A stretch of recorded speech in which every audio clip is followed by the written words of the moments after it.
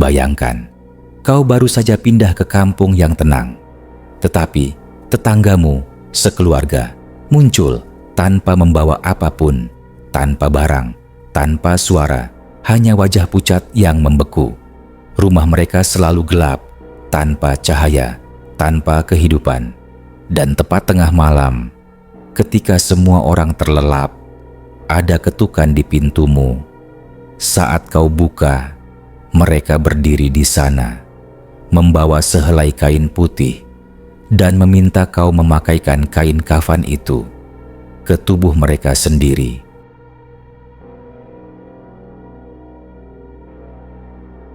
Kampung Kayu Jati dikenal sebagai kampung yang tenang, dikelilingi pepohonan jati yang menjulang.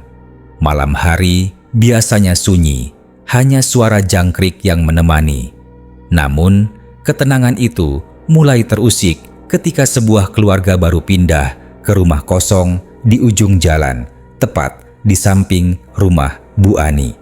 Keluarga itu terdiri dari seorang bapak, seorang ibu, dan seorang anak laki-laki berusia sekitar 10 tahun.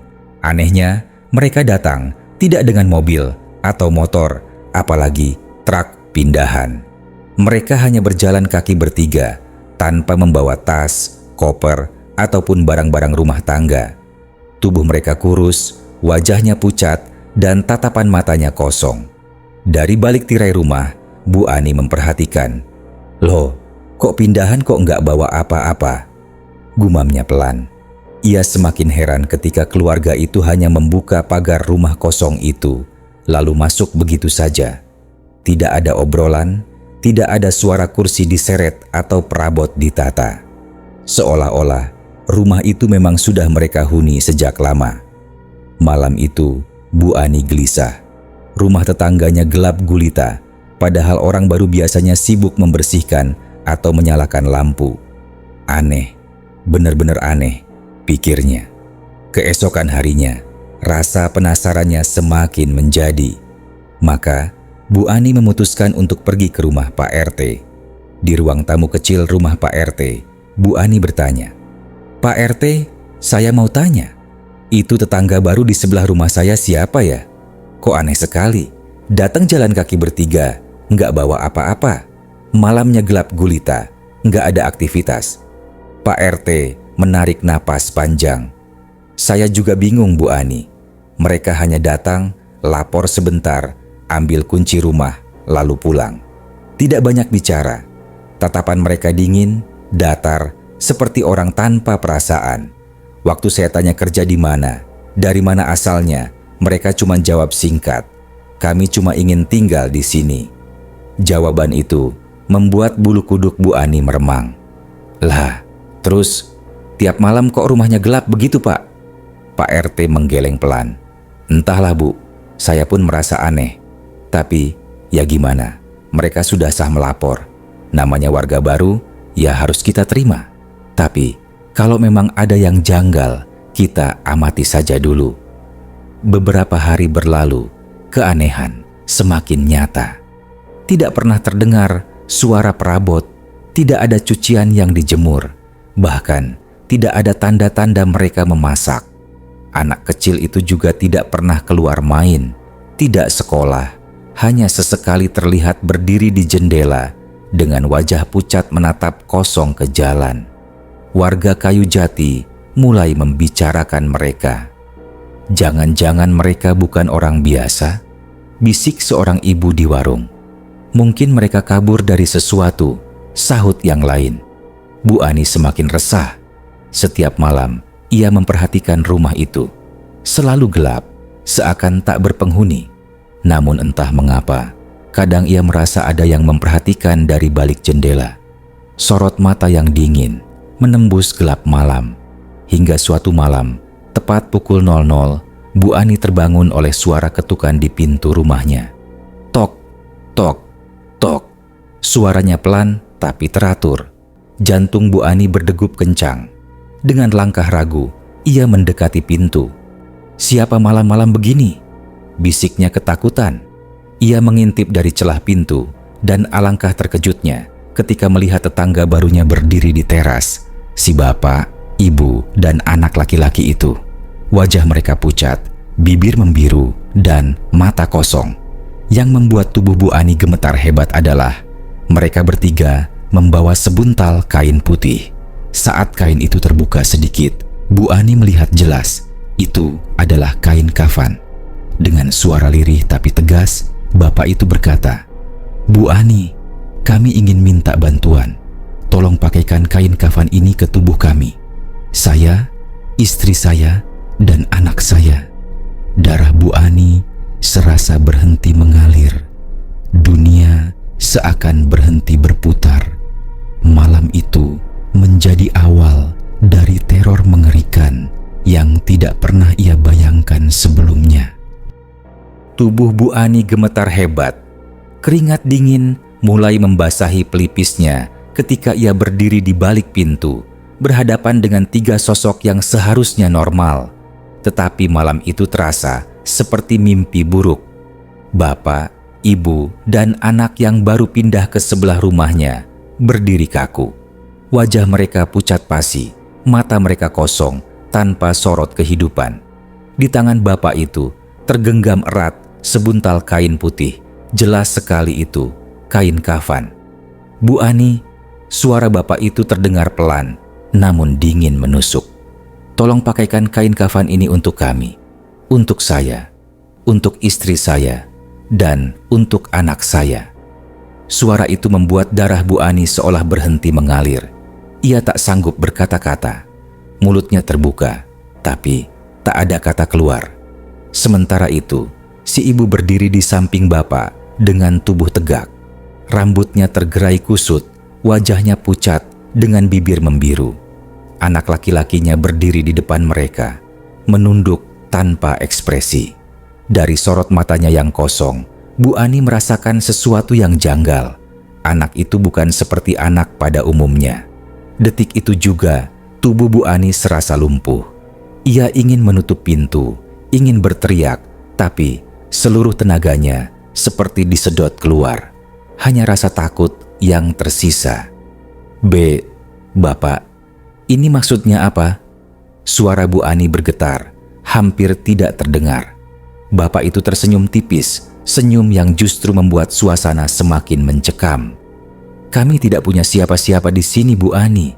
Hanya panjenengan tetangga kami. Tolonglah, kami ingin segera disiapkan." Malam ini juga, kata-kata "disiapkan" membuat kepala Bu Ani semakin pusing. Apa maksudnya? Disiapkan untuk apa? Kenapa mereka meminta dipakaikan kain kafan seperti orang mati? Angin malam bertiup lewat celah pintu, membawa aroma anyir yang entah dari mana datangnya. Bu Ani mencium bau tanah basah bercampur dengan sesuatu yang amis.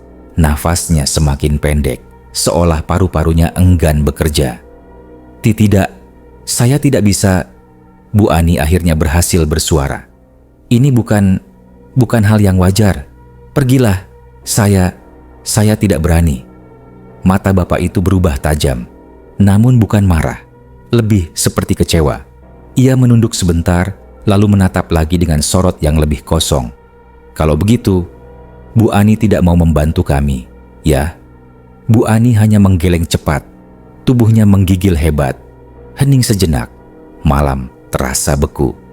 Lalu, perlahan, bapak itu mengangkat kain kafan yang digenggamnya, memperlihatkan lipatan kain yang masih baru, bersih, tapi berbau aneh. Dari sela-sela kain, Bu Ani melihat noda merah kecoklatan yang tampak samar. "Akan ada waktunya, Bu Ani," bisik bapak itu lirih. "Kalau bukan malam ini, kami akan datang lagi. Karena cepat atau lambat, kami butuh bantuan panjenengan." Setelah mengatakan itu, mereka bertiga berbalik. Gerakan mereka kaku, seperti boneka kayu yang digerakkan tanpa jiwa. Langkah mereka pelan, tapi terdengar jelas di teras yang sunyi. Tok, tok, tok. Bu Ani menutup pintu dengan terburu-buru, lalu segera menyandarkan punggungnya ke pintu. Jantungnya berdegup tak terkendali. Ia menutup mulut dengan tangannya sendiri agar tidak berteriak. Malam itu, Ia tidak bisa tidur. Ia duduk di ruang tamu dengan lampu menyala, memeluk bantal erat-erat. Di luar, suara jangkrik dan angin malam berganti dengan keheningan yang mencekam. Sesekali ia merasa ada langkah kaki di luar rumahnya, meski ketika dicek tidak ada siapa-siapa. Keesokan paginya, mata Bu Ani bengkak karena tidak tidur semalaman. Ia segera pergi ke rumah Pak RT. Dengan napas terburu-buru, ia menceritakan semua kejadian malam itu. "Pak RT, demi Allah, saya tidak bohong. Mereka datang tengah malam, bawa kain kafan, minta saya pakaikan ke mereka." Suara Bu Ani bergetar. Pak RT terdiam lama, wajahnya tampak serius. "Bu Ani, jangan sembarangan. Masa iya orang baru pindah langsung minta yang aneh-aneh begitu? Mungkin sampean salah lihat atau mimpi." "Tidak, Pak. Saya melihat jelas dengan mata kepala saya sendiri. Tiga-tiganya berdiri di depan pintu saya. Wajah mereka pucat, dingin, dan anak itu menatap saya seperti bukan manusia." Pak RT menghela napas berat. "Kalau begitu, kita perlu buktikan. Malam nanti, saya ikut ronda di sekitar rumah mereka. Kita lihat, apa benar ada keanehan Bu Ani mengangguk meski hatinya masih ciut." Hari itu, Bu Ani mencoba mengamati rumah sebelah. Seperti biasa, rumah itu tertutup rapat tanpa tanda-tanda kehidupan. Jendela terkunci, pintu tertutup, tidak ada suara.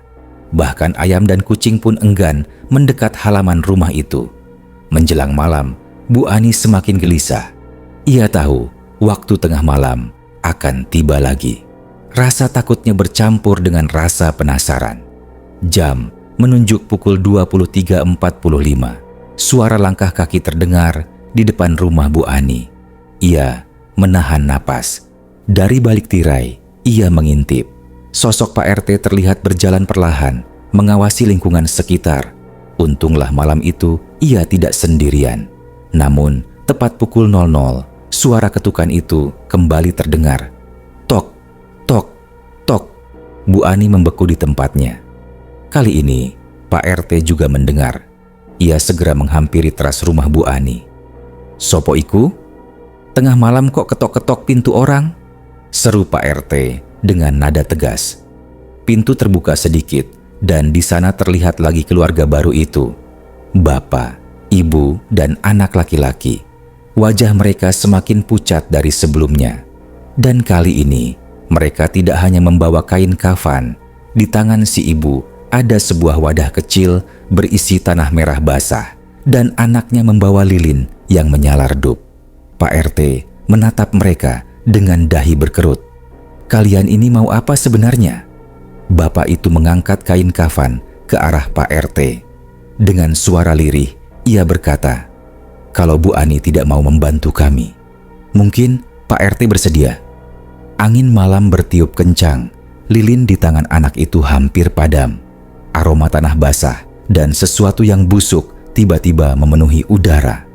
Bu Ani menutup mulutnya, menahan mual. Sementara Pak RT berdiri kaku, matanya terbelalak. Malam itu, suasana kampung Kayu Jati berubah menjadi mimpi buruk. Suasana di teras rumah Bu Ani malam itu benar-benar mencekam. Keluarga baru yang aneh itu berdiri kaku, wajah mereka pucat dengan sorot mata kosong. Kain kafan di tangan bapak, wadah tanah merah di tangan si ibu, dan lilin kecil yang digenggam anak laki-laki. Itu membuat pemandangan seperti ritual kematian. Pak RT yang biasanya berani dan tegas, malam itu justru terdiam, matanya terpaku. Seolah ada sesuatu yang menahan lidahnya untuk bicara lebih lanjut. "Pak, ayo masuk saja, jangan diladeni mereka." Suara Bu Ani bergetar, berusaha memanggil Pak RT. Ia sudah gemetar dari tadi. Lututnya hampir tidak kuat menopang tubuhnya. Bapak dari keluarga itu menoleh ke arah Bu Ani. "Kenapa takut, Bu Ani? Kami hanya ingin disiapkan. Bukankah itu kewajiban tetangga? Menolong sesama yang ingin beristirahat dengan tenang. Kalimat itu membuat bulu kuduk Bu Ani berdiri. Beristirahat dengan tenang terdengar bukan untuk orang hidup, tapi untuk orang mati.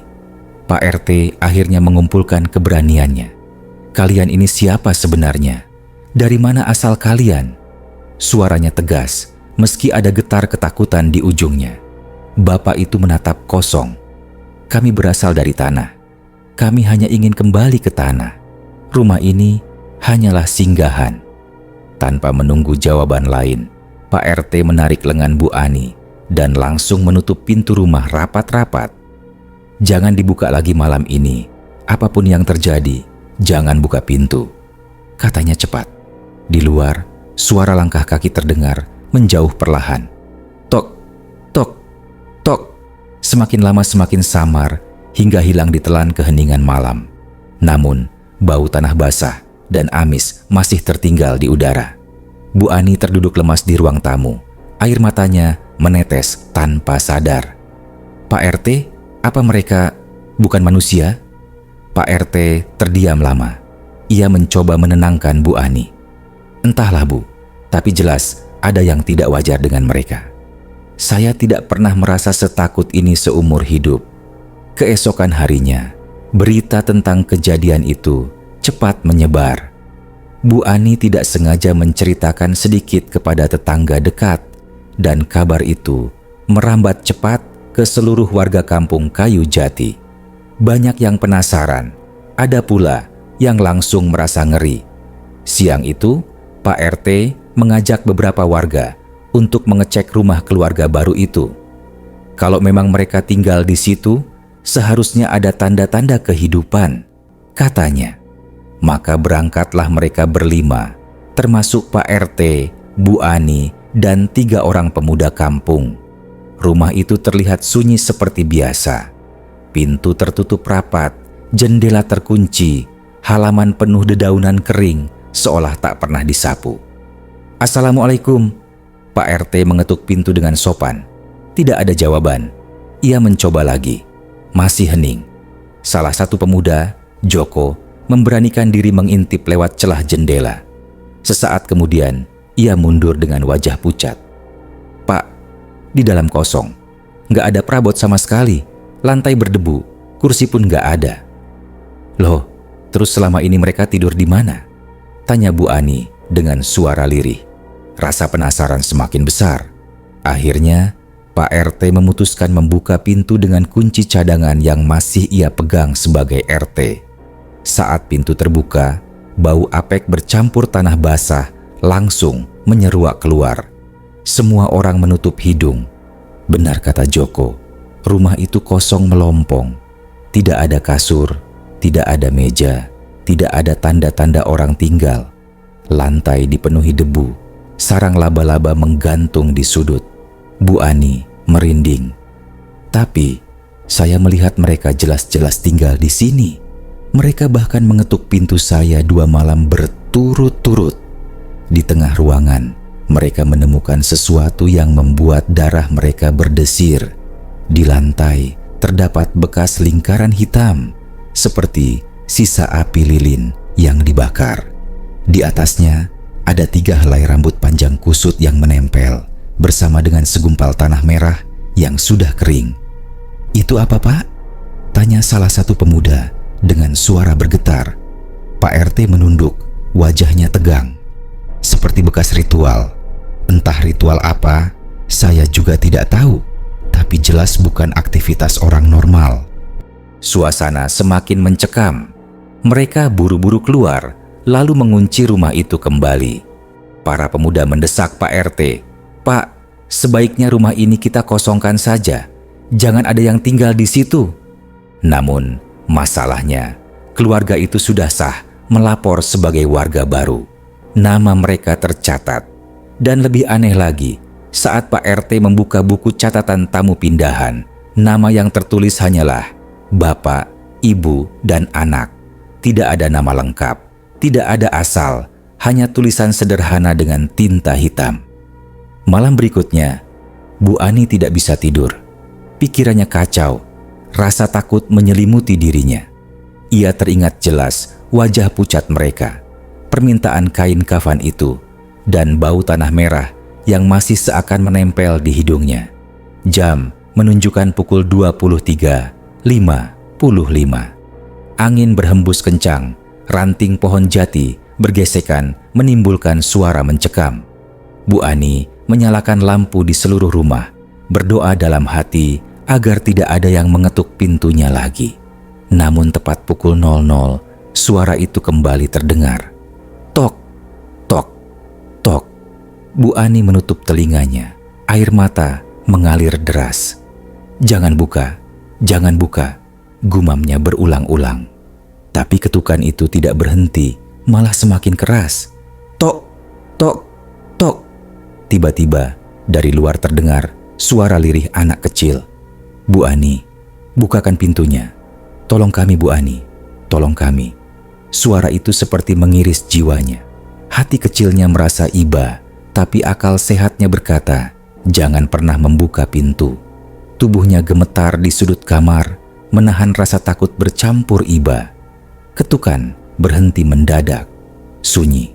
Hanya suara jangkrik terdengar kembali. Namun, saat Bu Ani memberanikan diri mengintip lewat jendela, ia melihat sesuatu yang membuatnya hampir pingsan. Di halaman rumahnya berdiri 3 sosok itu, bapak, ibu, dan anak. Mereka tidak mengetuk pintu lagi. Mereka hanya berdiri menghadap rumah Bu Ani dengan kain kafan terbentang di depan mereka. Mata mereka kosong, wajah mereka pucat, dan mulut mereka terbuka lebar tanpa suara. Malam itu, Bu Ani hampir kehilangan akalnya ketika melihat keluarga baru itu berdiri di halaman rumahnya. Mereka bertiga memegang kain kafan terbentang, mulut terbuka lebar tanpa suara, mata kosong menatap lurus ke arahnya. Tubuh Bu Ani bergetar hebat. Ia buru-buru menarik tirai, lalu terduduk di lantai sambil menutup telinganya dengan kedua tangan. Ya Allah, lindungi saya, bisiknya lirih. Sepanjang malam, ia tidak tidur. Ketika ayam jantan mulai berkokok dan cahaya matahari menembus celah jendela, Bu Ani masih duduk di sudut ruang tamu dengan mata sembab. Tubuhnya lelah, tetapi rasa takut lebih besar daripada rasa kantuk. Pagi harinya, Bu Ani kembali menemui Pak RT. Dengan suara parau, ia menceritakan kejadian malam tadi. Pak RT, mereka datang lagi. Tapi kali ini, mereka tidak mengetuk pintu. Mereka hanya berdiri di halaman rumah saya sambil membentangkan kain kafan. Mulut mereka terbuka, tapi tidak ada suara. Saya hampir gila melihatnya. Wajah Pak RT tampak tegang. Ini sudah tidak bisa dibiarkan. Kalau memang benar mereka bukan manusia, kita harus cari tahu asal-usul mereka. Pak RT pun mengajak Bu Ani dan beberapa warga tua yang dianggap paham soal hal-hal gaib untuk berkumpul di balai desa. Di sana hadir juga Mbah Surip, seorang kakek sepuh yang dikenal sering diminta doa-doa oleh warga. Setelah mendengar cerita Bu Ani, Mbah Surip menghela napas panjang. Kalau cerita panjenengan benar, keluarga itu bukanlah orang biasa. Bisa jadi mereka adalah arwah gentayangan. Tanda-tandanya jelas, wajah pucat, bau tanah basah, permintaan aneh seperti minta dipakaikan kain kafan. Itu artinya mereka ingin disempurnakan, ingin benar-benar mati. Suasana balai desa mendadak hening. Warga saling pandang, sebagian menelan ludah dengan wajah pucat. Pak RT mencondongkan tubuh. Mbah, kalau begitu, mereka ini siapa? Dari mana asalnya? Mbah Surip menutup mata sejenak, lalu berbisik lirih. Biasanya, arwah seperti itu adalah orang yang mati tidak wajar. Bisa karena kecelakaan, bisa karena dibunuh, atau karena mereka sendiri tidak dikuburkan dengan layak. Mereka mencari orang untuk membantu menyelesaikan urusan terakhirnya. Dan sayangnya, Bu Ani yang jadi tetangga paling dekat. Itulah sebabnya mereka datang padanya. Bu Ani menutup wajah dengan kedua tangan, tubuhnya bergetar. Ya Allah, kenapa saya yang harus mengalami ini? Mbah Surip menatapnya tajam. Karena rumah mereka berdiri tepat di atas tanah yang dulu pernah jadi kuburan lama. Banyak warga tidak tahu karena sudah lama ditutup dan dijadikan lahan rumah. Tapi saya masih ingat, 3 orang pernah dikuburkan di sana. Sekeluarga.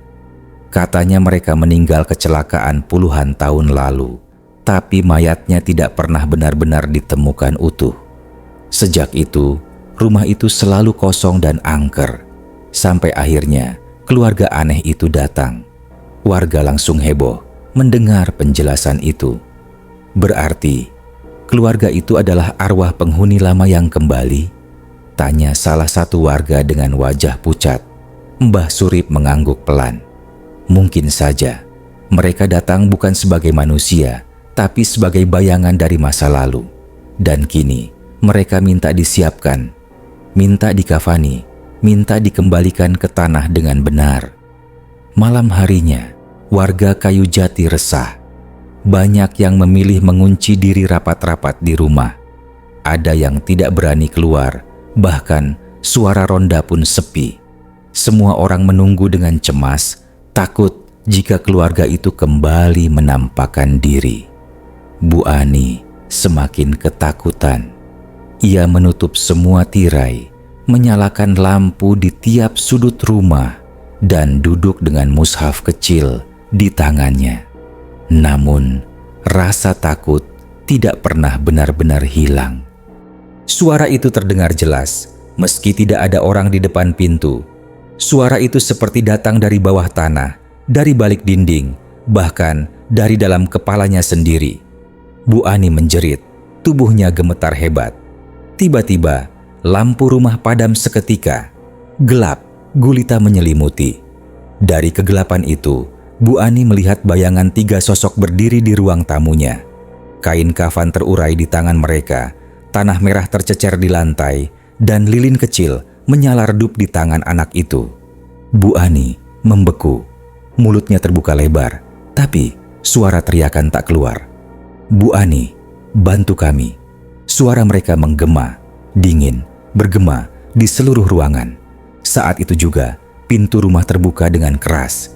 Pak RT bersama 2 pemuda kampung masuk membawa senter dan lampu minyak. Bu Ani, sampean gak apa-apa? Tapi ketika cahaya lampu menerangi ruangan, sosok keluarga itu sudah menghilang. Hanya tersisa tanah merah berserakan di lantai, basah dan berbau amis. Pak RT mendekat. Wajahnya tegang. Bu Ani, kita tidak bisa diam lagi. Besok kita gali tanah di halaman rumah mereka. Kita cari tahu kebenarannya. Bu Ani menatap tanah merah itu dengan mata berkaca-kaca. Ia tahu teror ini belum berakhir. Justru esok hari akan membuka rahasia mengerikan yang selama ini tersembunyi di kampung Kayu Jati. Keesokan harinya, kabar tentang tanah merah yang tiba-tiba muncul di dalam rumah Bu Ani menyebar cepat ke seluruh kampung Kayu Jati. Warga semakin resah, sebagian besar tidak berani keluar rumah malam sebelumnya. Namun, pagi itu, rasa penasaran bercampur takut membuat banyak orang berkumpul di halaman rumah kosong milik keluarga misterius itu. Pak RT dengan wajah tegang berdiri di depan warga. Kita sudah terlalu lama membiarkan hal ini. Kalau benar rumah ini menyimpan sesuatu, kita harus tahu. Lebih baik kita bongkar daripada terus diteror setiap malam. Sebagian warga langsung menyahut. Tapi, Pak, kalau benar itu urusan gaib, bukannya malah berbahaya? Kalau tidak kita lakukan, siapa tahu malah makin parah. Lihat Bu Ani, sudah 2 malam diteror. Bu Ani yang hadir di sana hanya bisa terdiam. Wajahnya pucat, mata bengkak karena tidak tidur. Ia merasa tubuhnya lemah, tetapi tekadnya kuat. Rahasia ini harus dibuka. Akhirnya, dengan restu Mbah Surip yang turut hadir, diputuskanlah penggalian dilakukan siang hari. 3 orang pemuda membawa cangkul dan linggis. Titik penggalian dipilih di halaman belakang rumah kosong itu, tepat di bawah pohon jati tua yang berdiri menjulang. Penggalian dimulai. Cangkul pertama menghantam tanah kering, lalu disusul dengan cangkul berikutnya. Warga berkerumun, sebagian berdoa dalam hati, sebagian lagi menutup hidung karena tanah yang tergali mulai mengeluarkan bau aneh, perpaduan antara amis, apek, dan busuk. "Pak, tanahnya beda," kata Joko, salah satu pemuda yang menggali. "Bagian bawahnya lebih lembek, kayak bekas digali sebelumnya." Pak RT menatap Mbah Surip yang mengangguk pelan. "Teruskan, jangan berhenti, penggalian semakin dalam." Sekitar 1 meter, cangkul Joko membentur sesuatu yang keras. Suara logam kering terdengar, membuat semua orang bergidik. Joko jongkok, menyibakkan tanah dengan tangannya. Sekejap kemudian, wajahnya memucat. "Pak RT, ini tulang." Warga sontak bersorak panik. Beberapa perempuan menjerit, ada yang langsung mundur sambil menutup mulut. Di dalam tanah yang setengah terbuka itu, tampak jelas tulang manusia yang masih utuh, terbungkus kain putih yang sudah lapuk. Bau busuk langsung menyeruak lebih tajam. Pak RT mundur 2 langkah, wajahnya pucat pasi. "Astagfirullah," benar kata Mbah Surip. "Di sini ada jasad." Tapi yang membuat keadaan makin mencekam adalah ketika penggalian diteruskan. Bukan hanya 1, melainkan 3 kerangka ditemukan. 2 kerangka dewasa dan 1 kerangka kecil. Semuanya terbungkus kain kafan usang yang sudah hancur dimakan tanah. Bu Ani gemetar hebat melihatnya. Ya Allah, mereka sekeluarga, persis jumlahnya dengan tetangga saya yang baru pindah itu. Warga mulai ribut. Ada yang beristighfar, ada yang ingin segera menutup lubang itu kembali. Namun, sebelum sempat diputuskan apa-apa, tiba-tiba angin bertiup kencang. Daun-daun pohon jati berjatuhan. Udara siang itu mendadak dingin, menusuk tulang. Dan di antara tiupan angin itu, terdengar suara lirih yang membuat semua orang terdiam. "Kenapa kalian menggali rumah kami?" Semua kepala menoleh ke arah rumah kosong itu. Di teras depan berdiri 3 sosok pucat, bapak, ibu, dan anak laki-laki yang selama ini menghantui. Wajah mereka lebih pucat dari sebelumnya, mata mereka hitam legam, dan mulut mereka menyeringai lebar. Bapak itu maju selangkah. "Kami sudah lama di sini, kalian tidak seharusnya mengganggu kami." Seorang warga nekat berteriak, "Kalian bukan manusia, kalian arwah gentayangan." Bapak itu menatap tajam, lalu tertawa lirih. "Kalau begitu, tidakkah kalian sebaiknya membantu kami? Tidakkah kalian ingin kami tenang? Bukankah itu kewajiban kalian?" Seketika, tubuh warga gemetar.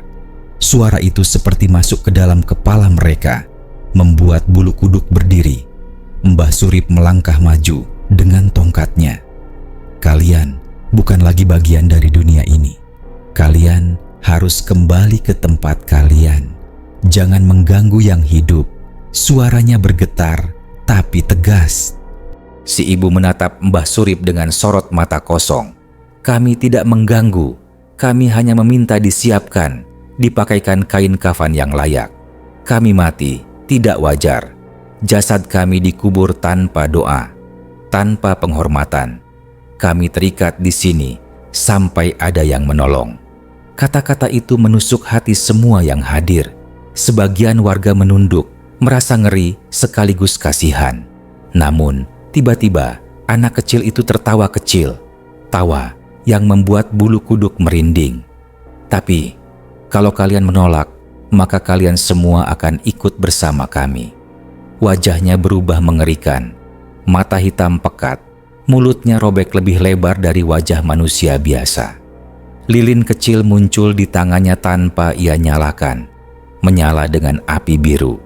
Warga berlarian panik, sebagian menjerit, sebagian jatuh tersungkur. Bu Ani nyaris pingsan kalau saja Pak RT tidak sigap menahannya. Mbah Surip mengangkat tangannya, membaca doa dengan lantang. Suaranya bergetar, tapi penuh keyakinan. Angin bertiup makin kencang, dedaunan berputar seperti pusaran kecil. Sosok bapak, ibu, dan anak itu perlahan memudar, namun mata mereka tetap menatap penuh kebencian. Sebelum menghilang sepenuhnya, bapak itu berbisik lirih, "Kalian boleh mengubur jasad kami, tapi kami akan tetap kembali sampai Bu Ani sendiri yang memakaikan kain kafan ini pada kami." Dan dalam sekejap, ketiganya lenyap. Warga terdiam, wajah-wajah pucat menyapu halaman rumah itu. Bau busuk masih menyelimuti, lubang penggalian masih terbuka dengan 3 kerangka di dalamnya. Pak RT menelan ludah, lalu berkata dengan suara parau, "Kita harus selesaikan pemakaman mereka malam ini juga. Kalau tidak, entah apa yang akan terjadi pada kampung kita." Bu Ani terjatuh lemas di tanah. Kata-kata bapak itu masih terngiang di telinganya. Ia tahu, meski jasad itu dimakamkan ulang, terornya belum akan berakhir, karena mereka tidak menginginkan siapapun selain dirinya. Sore itu, selepas penggalian yang mengungkap 3 kerangka di halaman belakang rumah kosong, suasana kampung Kayu Jati berubah mencekam. Matahari mulai tenggelam, langit dipenuhi awan kelabu, seolah memberi isyarat bahwa malam ini bukanlah malam biasa. Pak RT segera mengumumkan, "Kita harus memakamkan jasad ini dengan layak. Kita harus siapkan kain kafan baru, memandikan, dan menguburkan mereka sesuai syariat. Kalau tidak, aku takut kampung kita akan dilanda bencana." Warga sepakat, meski wajah mereka diliputi rasa takut. Beberapa lelaki segera menyiapkan air bersih, kain kafan baru, serta peralatan untuk pemakaman. Mbah Surip, dengan pengalamannya sebagai orang tua kampung yang paham ilmu agama dan kearifan lama, memimpin persiapan itu. Namun, Bu Ani hanya bisa duduk di serambi rumahnya. Wajahnya pucat pasi, keringat dingin terus mengalir. Kata-kata terakhir sosok bapak misterius itu masih terngiang jelas. "Kami akan tetap kembali sampai Bu Ani sendiri yang memakaikan kain kafan ini pada kami." Ia tidak berani mengatakan hal itu pada warga. Suaranya tercekat, lidahnya keluh. Menjelang tengah malam, persiapan selesai. 3 jasad yang sebelumnya ditemukan dalam keadaan membusuk dan berbau menyengat, kini sudah dikeluarkan dari lubang galian. Warga menutup hidung dengan kain, sebagian hampir muntah karena aroma busuk yang menusuk. "Ya Allah, kasihan sekali mereka," gumam salah seorang warga. Mbah Surip mengangguk. "Mereka ini korban, mungkin dibunuh dan dikubur di sini tanpa doa. Arwah mereka terikat, makanya tak bisa tenang." Pak RT mengusap wajahnya dengan tangan gemetar. "Baiklah, mari kita mulai. Semoga setelah ini kampung Kayu Jati kembali tentram." Jasad pertama, tulang belulang seorang laki-laki, sudah dipindahkan ke tikar. Kain kafan baru dibentangkan. Beberapa warga mulai membungkus jasad itu. Namun, ketika mereka hendak melanjutkan ke jasad kedua, tiba-tiba suara langkah kaki terdengar. Tok, tok, tok. Semua menoleh. Dari arah jalan kecil menuju rumah kosong, tampak 3 sosok yang tidak asing. Bapak, ibu, dan anak misterius itu kembali muncul. Wajah mereka pucat, mata hitam pekat, tubuhnya tidak menapak tanah. Mereka berjalan perlahan, langsung menuju kerangka mereka sendiri. Warga panik. Ada yang berteriak, ada yang langsung lari terbirit-birit meninggalkan lokasi. Tinggal beberapa orang saja yang bertahan. Pak RT, Mbah Surip, 2 pemuda, dan Bu Ani yang sejak tadi hanya bisa gemetar. Bapak itu berhenti di depan jasadnya sendiri. Tatapannya tajam ke arah Bu Ani. "Bu Ani, sekarang waktunya. Kau yang harus memakaikan kain kafan ini untuk kami." Bu Ani menutup wajahnya, menangis ketakutan. Jangan aku." Si ibu ikut bersuara. Suaranya lirih tapi menusuk. "Kami hanya akan tenang jika kau yang melakukannya. Kau tetangga pertama kami. Kau yang menyaksikan kedatangan kami. Kau yang harus menutup akhir kami, Pak RT, mencoba melawan rasa takut. Tidak, ini kewajiban kami semua, bukan Bu Ani seorang. Namun anak kecil itu tertawa. Tawa melengking yang membuat bulu kuduk berdiri. Kalau bukan Bu Ani, maka kalian semua akan ikut bersama kami malam ini. Sekejap, angin kencang berhembus. Lampu-lampu minyak yang dipasang warga padam seketika. Gelap gulita menyelimuti. Hanya bulan pucat yang memberi cahaya samar. Suara tangisan dan tawa bergema bersamaan, seolah datang dari segala arah. Bu Ani menjerit, "Ya Allah, tolong aku." Mbah Surip menggenggam tasbihnya, membaca doa dengan suara lantang. Tapi semakin keras ia membaca, semakin dekat sosok bapak itu melangkah ke arah Bu Ani. Tangannya kurus, panjang, pucat, dan dingin, meraih kain kafan yang sudah disiapkan. Ia menyerahkannya langsung ke Bu Ani. "Pakailah, kalau tidak malam ini nyawamu yang akan terbungkus." Dengan tubuh gemetar, Bu Ani menoleh ke Pak RT. Namun Pak RT juga tidak berdaya, wajahnya pucat, keringat bercucuran. Semua yang ada di sana tahu, jika Bu Ani menolak, sesuatu yang jauh lebih buruk akan terjadi. Akhirnya, dengan tangan gemetar, Bu Ani mengambil kain kafan itu. Tangannya kaku, matanya basah dengan air mata. Ia melangkah ke jasad pertama, perlahan membungkus tulang belulang itu.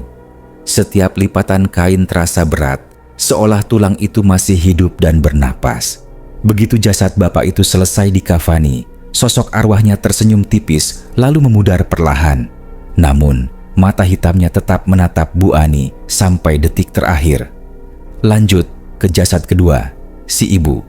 Bu Ani kembali membungkusnya dengan kain kafan. Suasana makin mencekam, setiap helai kain seperti menghisap tenaganya. Saat selesai, sosok si ibu pun memudar dengan senyum aneh yang tak kalah menyeramkan. Tinggal satu, jasad anak kecil. Bu Ani terisak keras, tubuhnya hampir roboh.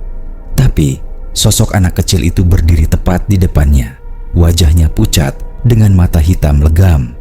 Ia menyerahkan kain kafan kecil dengan tangan mungilnya.